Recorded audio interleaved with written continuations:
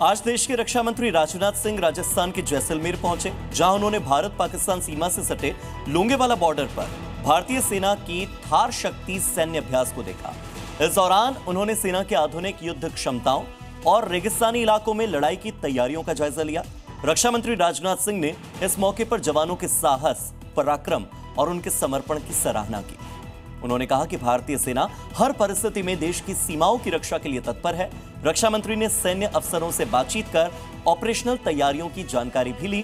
3 तस्वीरें आपकी TV screen पर हैं, जहां लोंगेवाला बॉर्डर पर जब राजनाथ सिंह पहुंचे तो पहले तो उन्होंने जवानों से मुलाकात की है और उसके बाद उन्होंने हिंद की सेना का जो पराक्रम है, साहस है, उनकी जो ताकत है, खास तौर पर उनकी जो बढ़ती क्षमताएं हैं, उसका भी जायजा लिया और पाकिस्तान को यहां से कड़ा संदेश भी दिया कि कितनी तैयार है भारतीय सेना। और ऑपरेशन सिंदूर जो है वो अभी केवल स्थगित हुआ है, खत्म नहीं हुआ।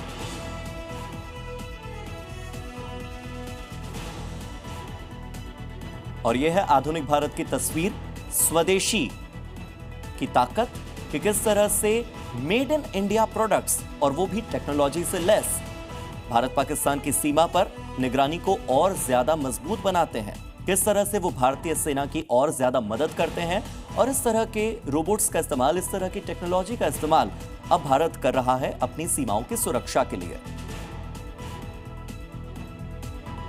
इस तरह की तस्वीरें पहले आप अलग अलग देशों की देखते थे, उन देशों की जो विकसित देशों की श्रेणी में आते हैं, लेकिन अब भारत इतना ज्यादा विकास की राह पर आगे बढ़ चुका है कि मेड इन इंडिया ऐसे स्वदेशी प्रोडक्ट्स जो कि सीमा पर निगरानी के भी काम आते हैं, इसी के साथ साथ हमारा जो डिफेंस सेक्टर है उसको और ज्यादा मजबूत बनाते हैं।